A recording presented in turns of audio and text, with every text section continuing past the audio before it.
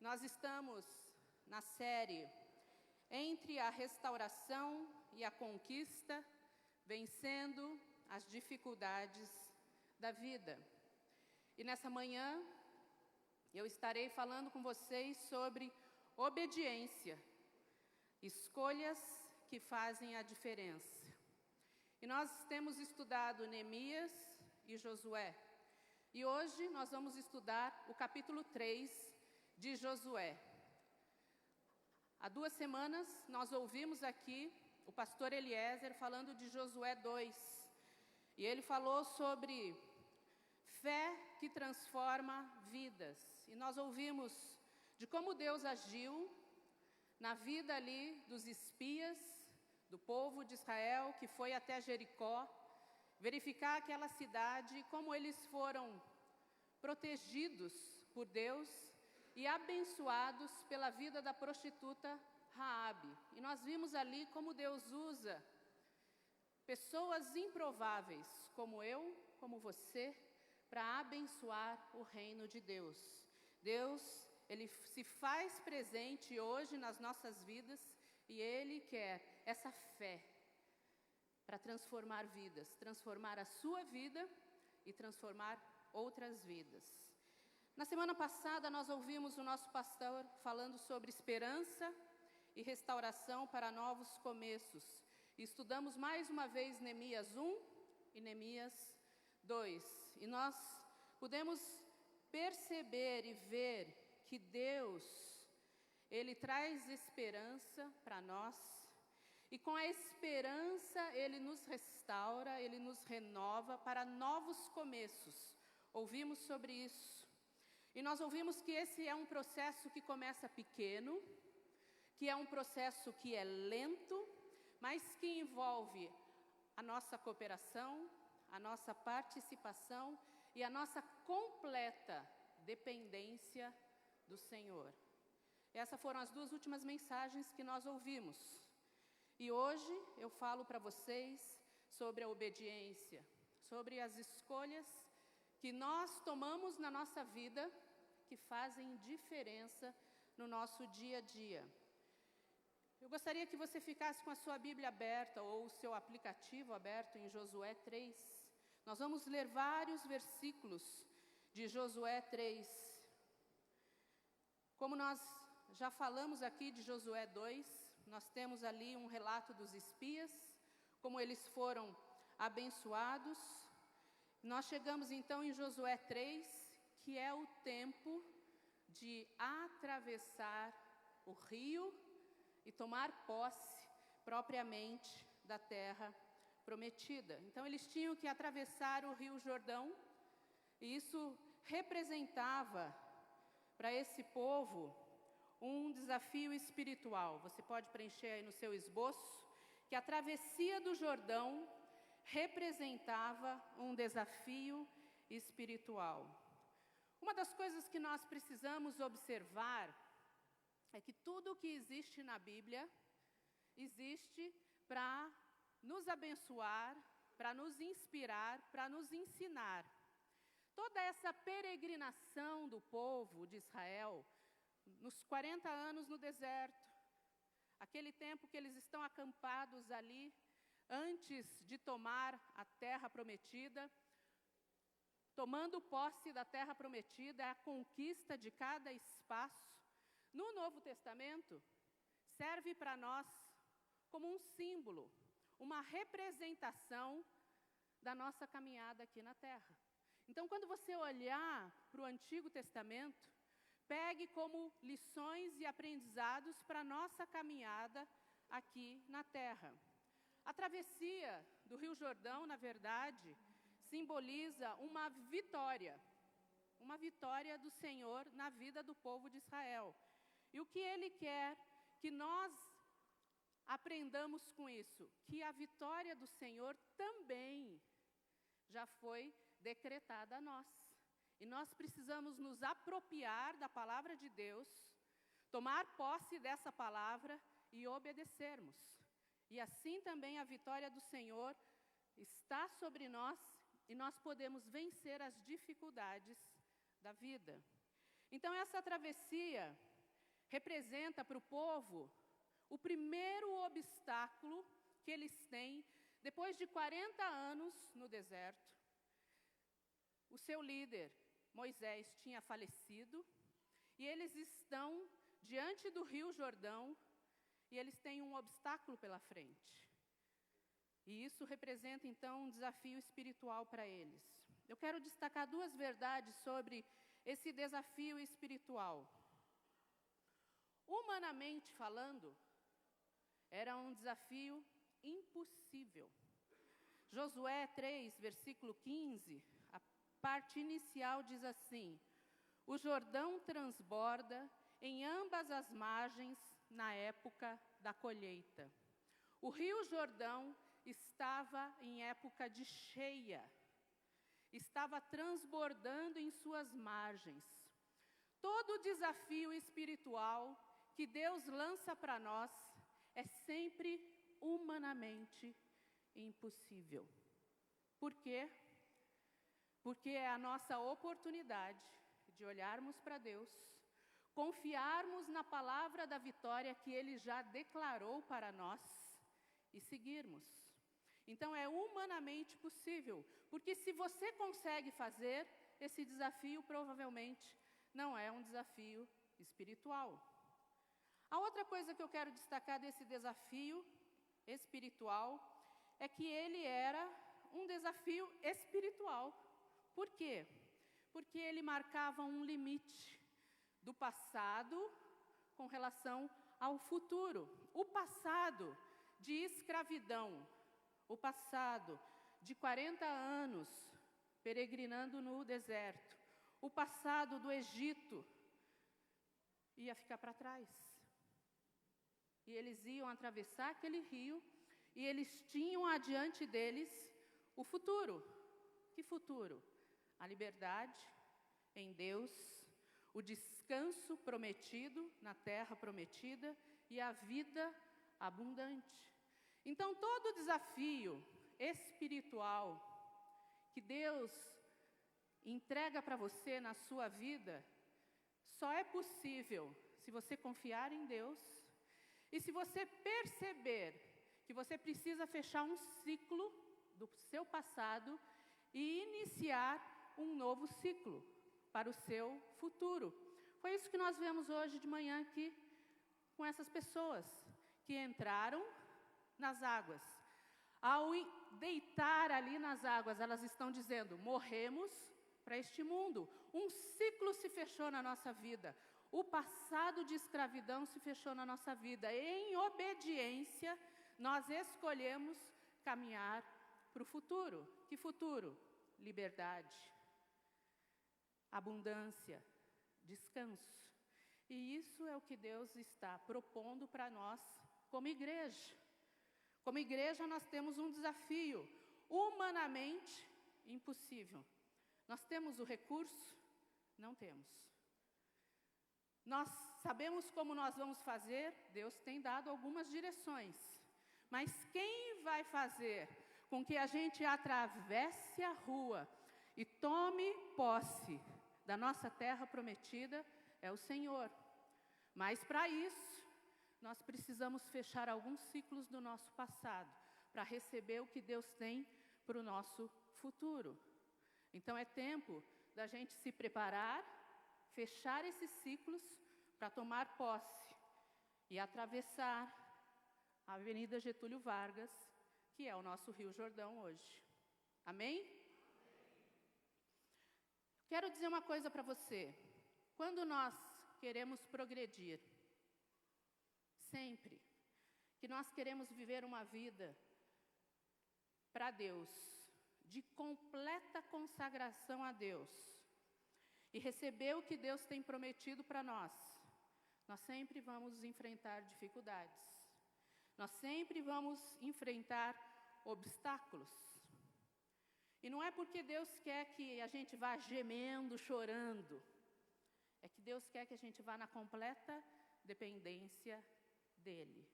E é isso que representa para nós o nosso terreno, é isso que representava para o povo de Israel a travessia do Rio Jordão. Então, para isso, eles têm que se preparar para essa travessia. Existem alguns preparativos dessa travessia.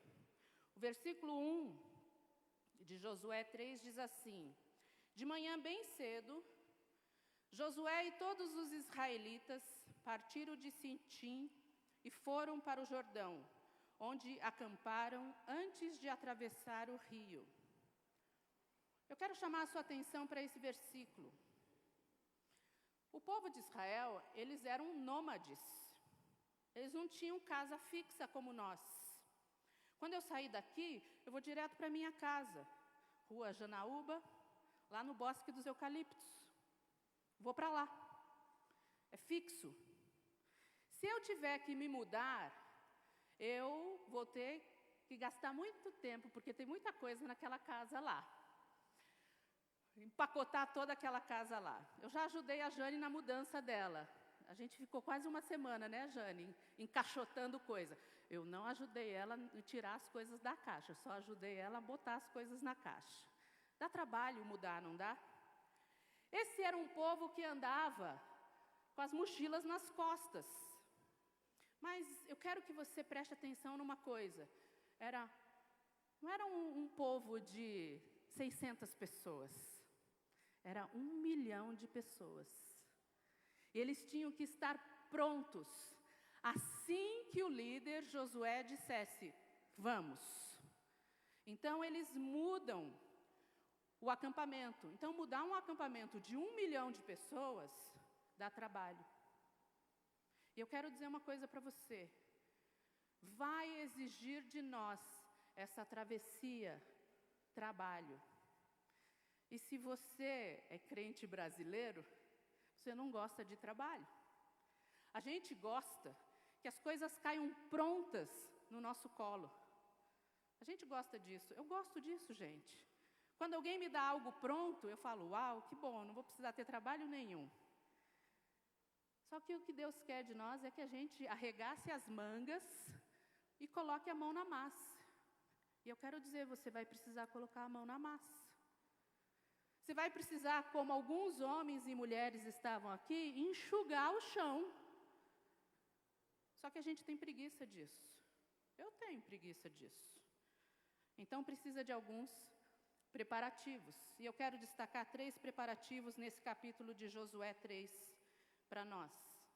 O primeiro preparativo, talvez você fale: Eliane, não parece um preparativo, mas é de fundamental importância.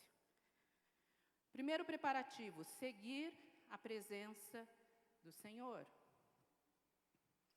Nós precisamos nos preparar seguindo a presença do Senhor. Aonde está a presença do Senhor? Nós precisamos ter consciência disso. Josué 3, versículo 2 ao 4 diz assim: 3 dias depois que eles mudaram o acampamento deles de lugar, os oficiais percorreram o acampamento e deram esta ordem ao povo: quando virem a arca da aliança do Senhor, o seu Deus, e os sacerdotes levitas carregando a arca, saiam das suas posições e sigam-na. Mas mantenham a distância de cerca de 900 metros entre vocês e a arca. Não se aproximem. Desse modo saberão que caminho seguir, pois vocês nunca passaram por lá. Gostei dessa expressão, pois vocês nunca passaram por lá. Nós precisamos seguir a presença de Deus, porque Ele vai à nossa frente. Ele vai, na verdade, abrindo o caminho e mostrando um caminho que nós nunca passamos antes. Quem aqui já tomou posse do terreno? Nós conquistamos o terreno. Deus nos permitiu essa vitória. Mas nós ainda não tomamos posse daquele lugar. E nós precisamos seguir a Deus. Quem eles iam seguir? Eles tinham que estar prontos para marchar, prontos para irem. Então eles tinham que estar de olho aonde? Na Arca da Aliança. O que era a Arca da Aliança? Era um baú de madeira que tinha ali talhado alguns querubins e era toda revestida de ouro. E a Arca da Aliança simbolizava a presença de Deus. Dentro da arca estavam as tábuas da lei e também alguns objetos que simbolizavam a aliança de Deus com o seu povo. Hoje nós não temos mais a arca, porque a presença de Deus está em nós. A presença de Deus está aqui, neste momento. E nós podemos reconhecer isso. O povo tinha que manter uma distância de 900 metros. Por quê? Porque o nosso Deus é um Deus santo e Ele exige reverência. E nós precisamos, apesar de termos a presença de Deus em nós, habitando em nós, se você já teve uma experiência de confissão, de eu reconheço no meu coração, eu aceito que Cristo Jesus morreu na cruz e eu confesso com os meus lábios isso. A presença de Deus vem habitar em você. Se você já tem isso, nós muitas vezes, nós levamos o nosso relacionamento com Deus com uma completa irreverência. Porque a gente pode falar com Deus aonde a gente está. Mas a gente precisa lembrar que o nosso Deus, Ele é um Deus santo. E sabe por que isso ia acontecer? Josué 3, versículo 10, uma palavra de Josué aos levitas, ele diz o seguinte: assim saberão que o Deus vivo está no meio de vocês, e que certamente expulsará de diante de vocês os cananeus, os hititas, os heveus, os ferezeus, os girgazeus e os amorreus e os jebuseus. Todos esses zeus aí, que representam problemas, dificuldades, obstáculos, homens fortes, política. Deus está dizendo que Ele vai remover, mas para isso nós precisamos seguir a presença de Deus. E sabe, aonde nós aprendemos a ver a presença de Deus, a sentir a presença de Deus, é quando nós entramos no nosso quarto, fechamos a porta e buscamos a Deus em oração. Ali a gente começa a ter uma relação de intimidade com Deus e a gente aprende a discernir a presença de Deus. Como que a gente aprende a discernir a presença de Deus? Quando nós, como povo de Deus, estamos reunidos e buscamos a face de Deus em oração e pedimos a Deus pelo discernimento, Ele se manifesta. E nós precisamos então seguir. Qual é o princípio que nós aprendemos nesse primeiro preparativo? Tome nota. A nossa vitória vem de Deus e temos que segui-lo, porque Ele vai à nossa frente. Então, o primeiro preparativo é: busque a presença de Deus, siga a presença de Deus, porque na presença de Deus, a nossa vitória está garantida. Segundo preparativo. O segundo preparativo você tem escutado o ano todo nessa igreja. O segundo preparativo diz: santificar nossas vidas a Deus. Josué 3, versículo 5. Josué ordenou ao povo: santifiquem-se, pois amanhã o Senhor fará maravilhas entre vocês. Nós temos ouvido o nosso pastor pregar sobre isso. No início do ano ele pregou sobre isso. E nós temos ouvido isso. Esse é o ano da revisão. É o ano de nos prepararmos para o novo de Deus na nossa vida. E nós precisamos nos santificar. Santificar aqui significa que o povo de Israel, antes de atravessar o Rio Jordão, eles deveriam deixar todos os ídolos que porventura ainda restassem na vida deles. Nós precisamos lembrar de uma coisa.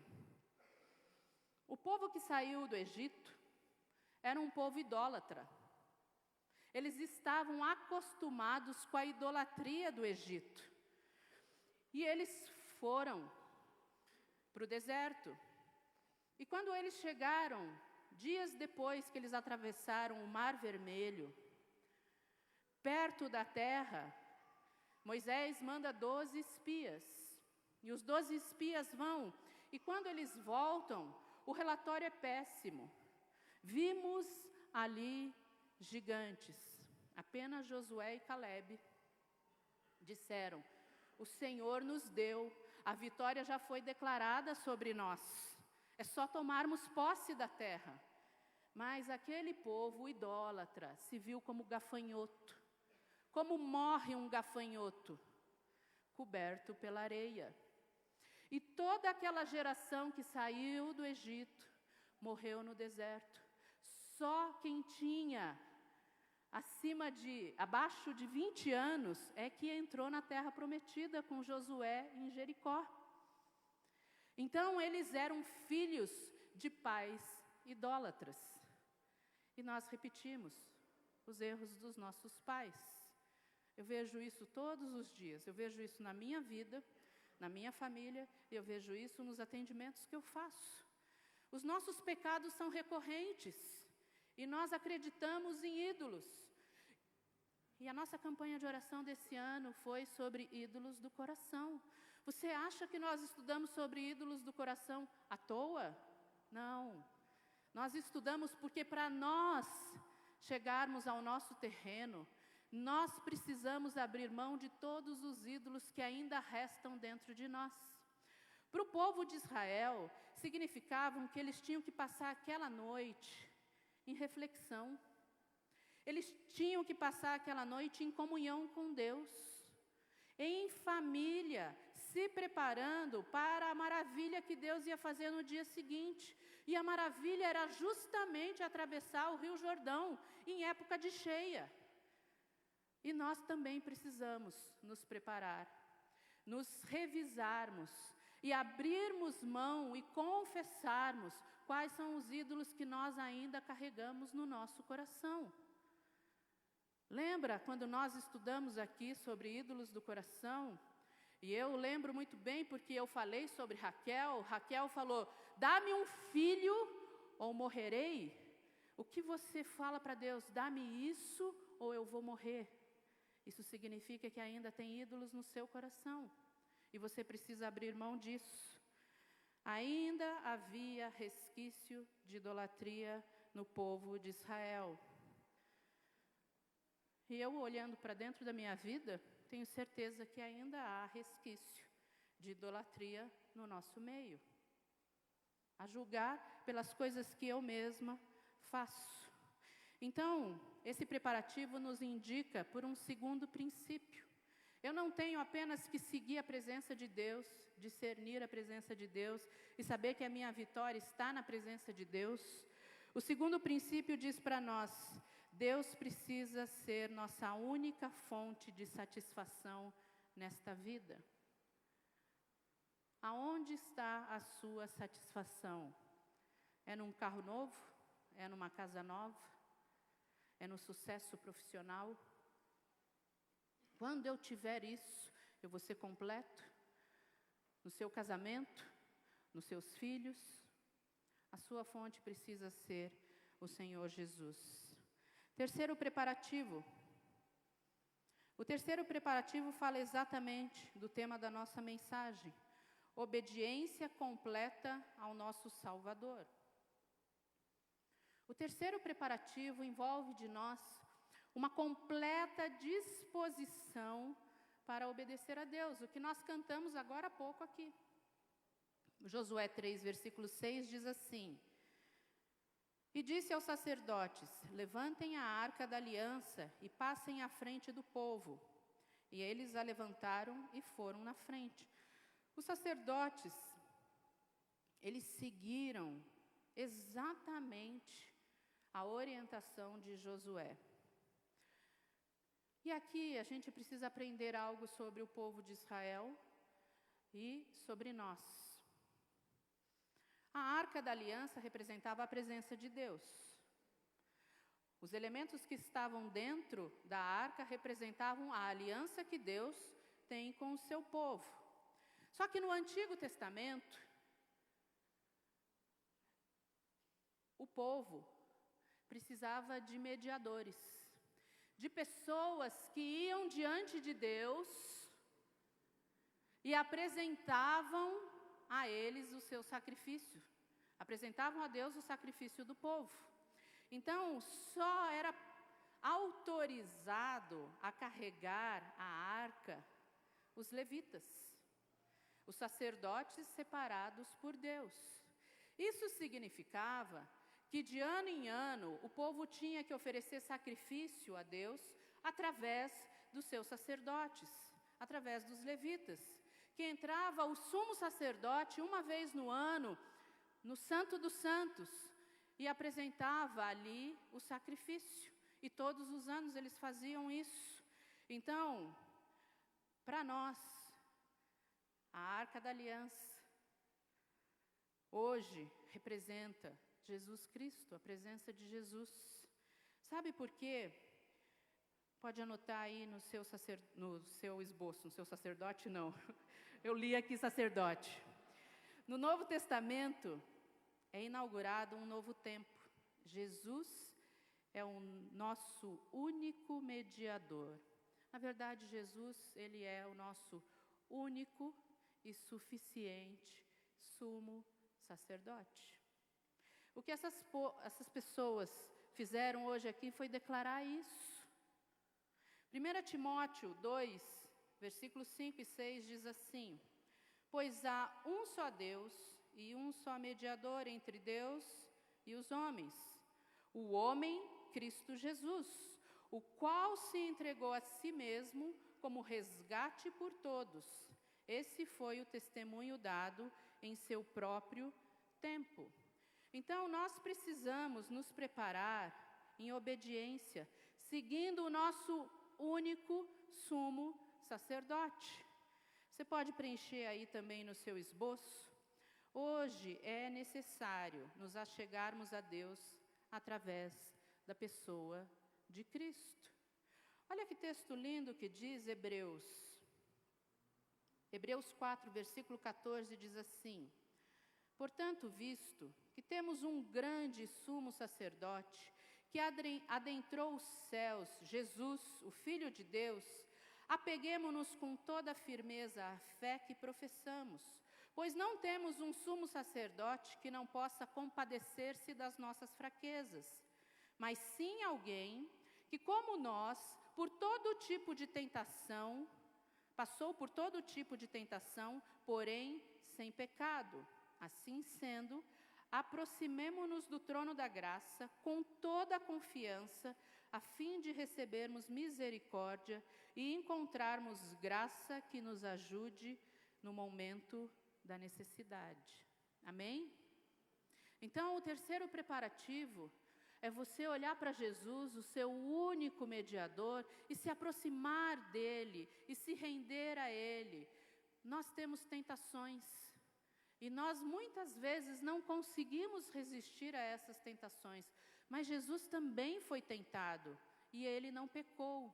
Isso significa que eu posso ser tentada, e me aproximar de Jesus, e não cair em tentação, ir para o trono de graça.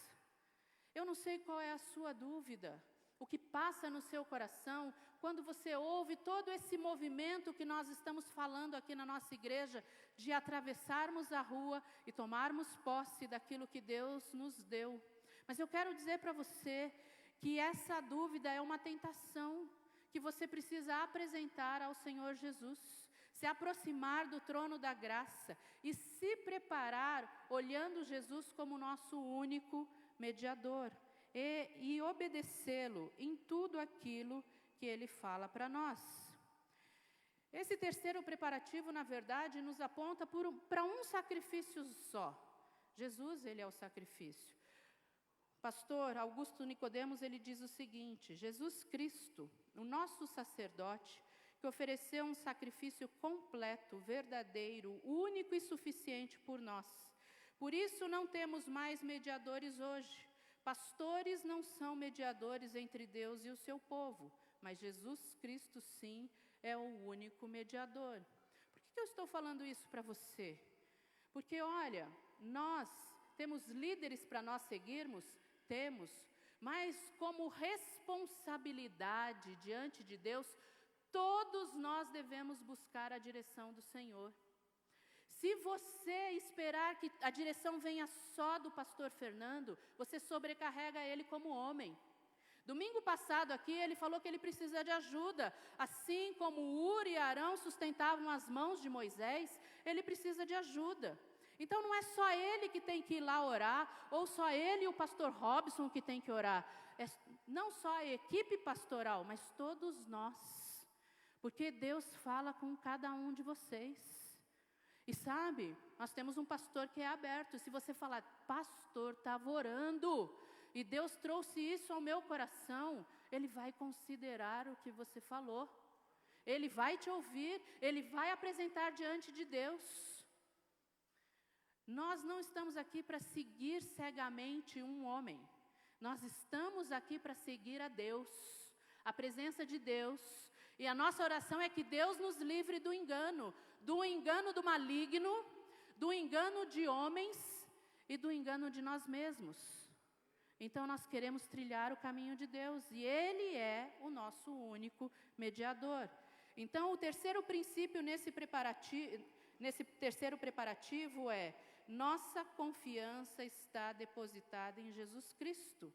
Ele é o nosso foco, Ele é o nosso mediador, Ele é o nosso alvo. É o que nós queremos.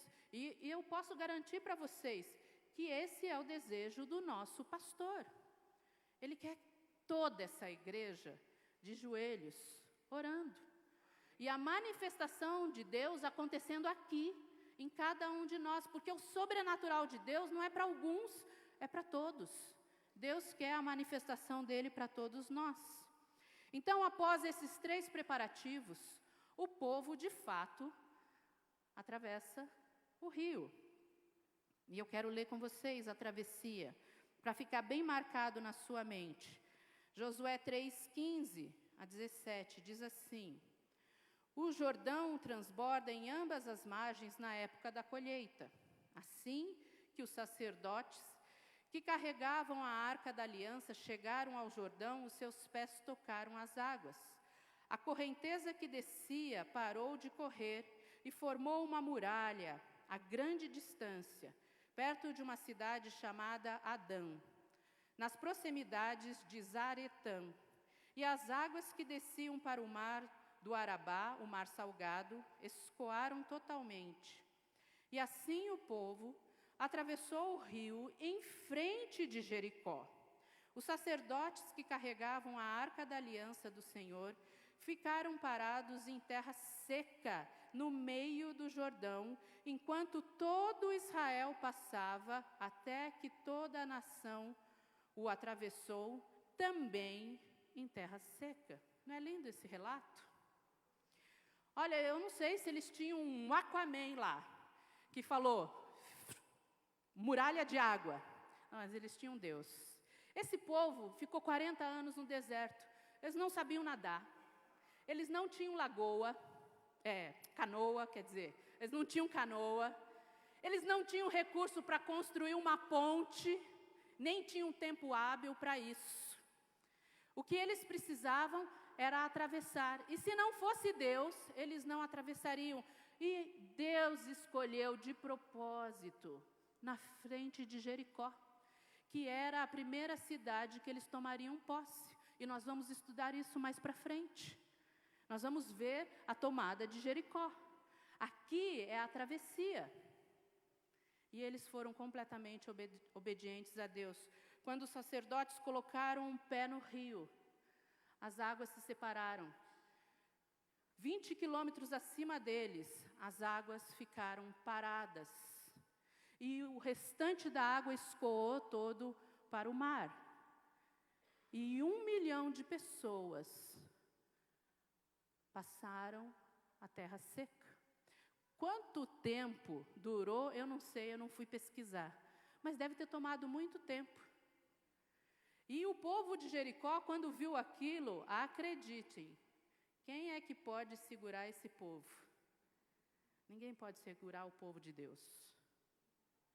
Não tem dificuldade, não tem obstáculo, não tem empecilho que impeça o povo do Senhor, porque nós vamos no nome do Senhor.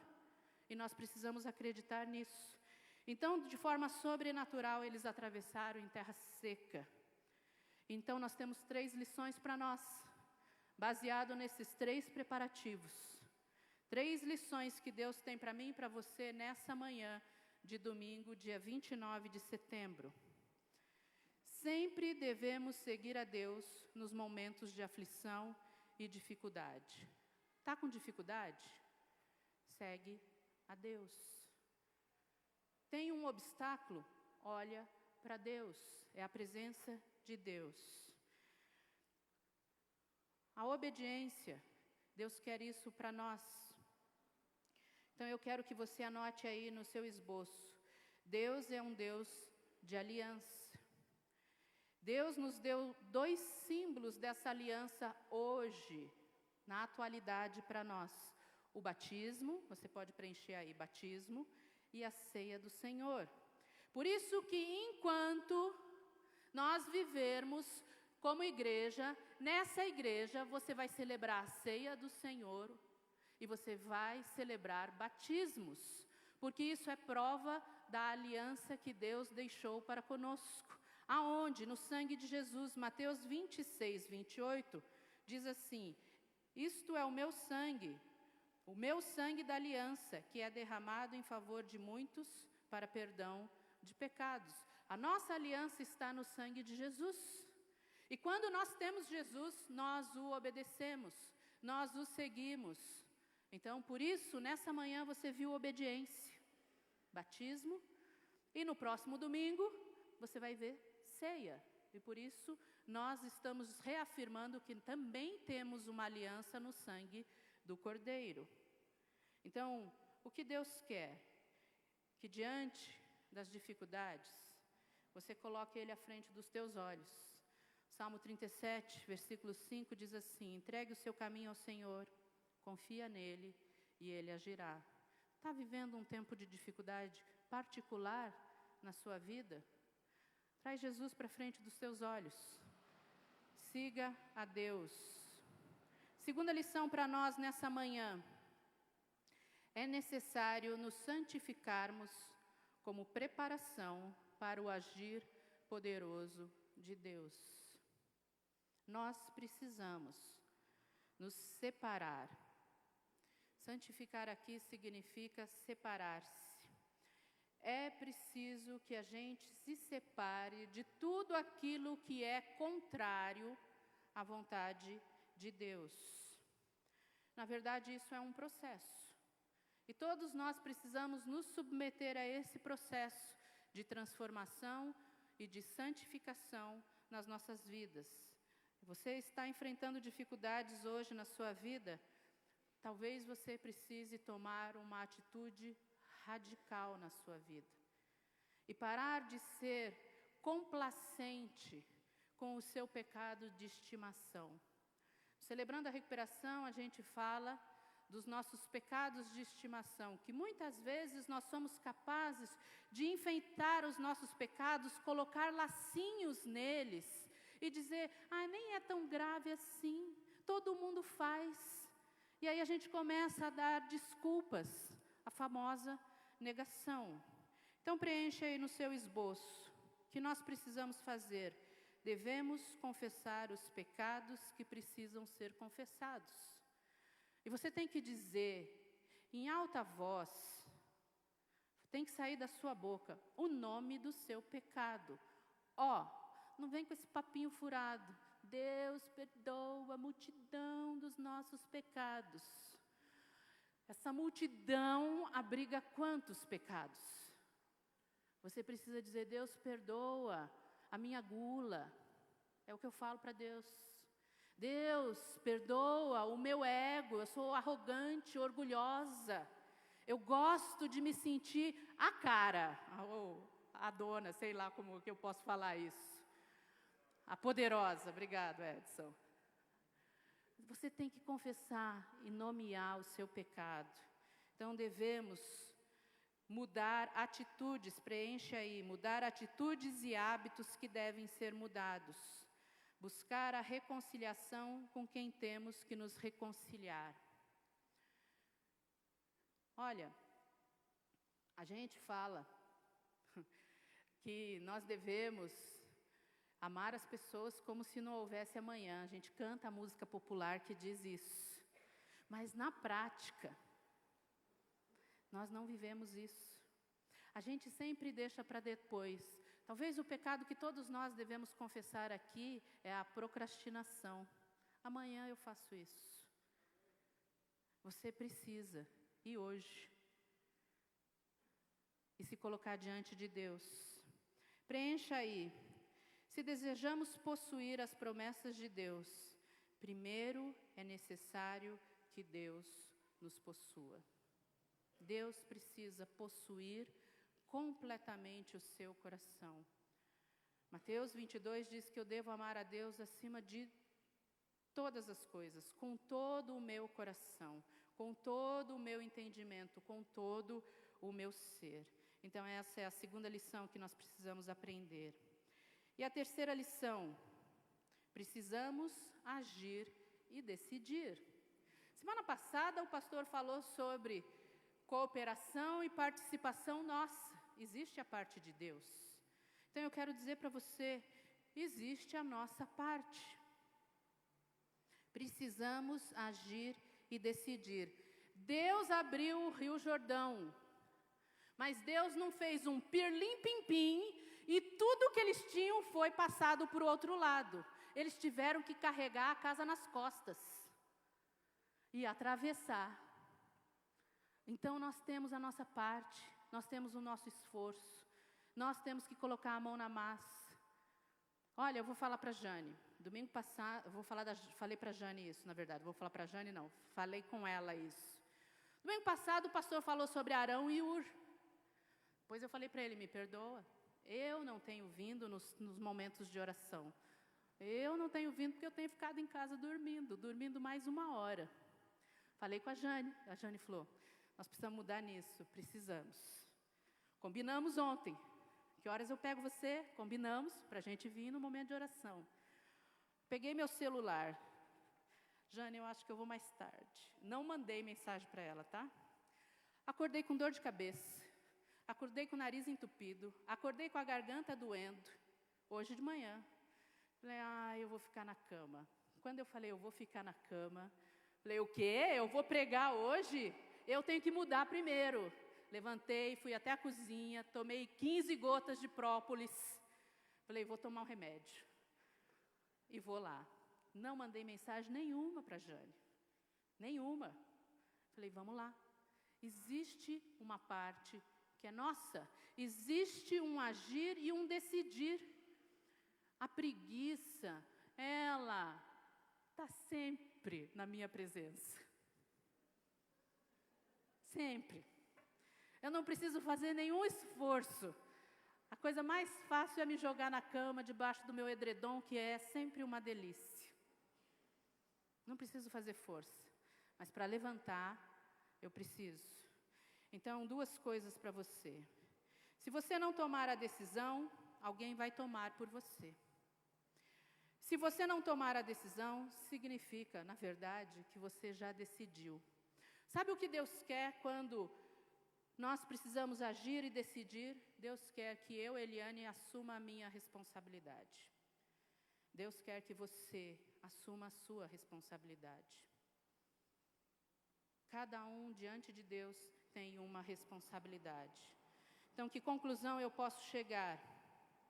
Em vez de olhar para as dificuldades e angústias e se concentrar nelas, olhe para Deus, com quem eu e você temos uma aliança. Ele entrou em aliança conosco mediante o sangue de Cristo Jesus. Nós temos essa aliança. Então eu quero convidar você a se dispor a obedecer a Deus. Amém? Feche seus olhos. Talvez nessa manhã você se identifique comigo. Você tem preguiça.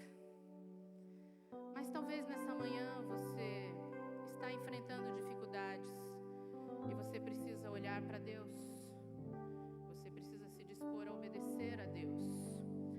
Então eu quero pedir que você faça a sua oração aí no secreto com Deus.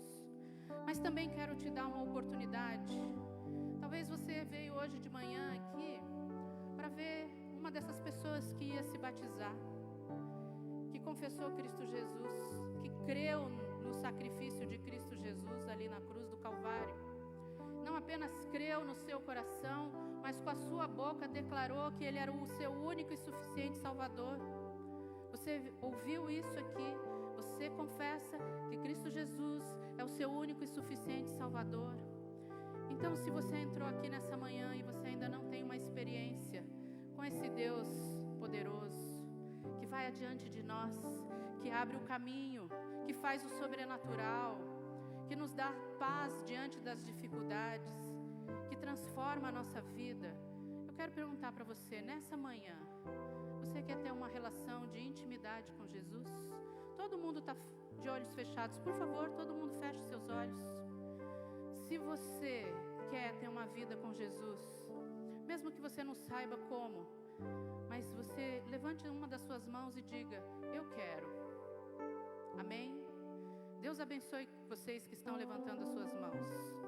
Mais alguém? Deus abençoe aí atrás, vocês que estão levantando a sua mão. Mais alguém? Deus abençoe, estou vendo mãos aqui do meu lado esquerdo.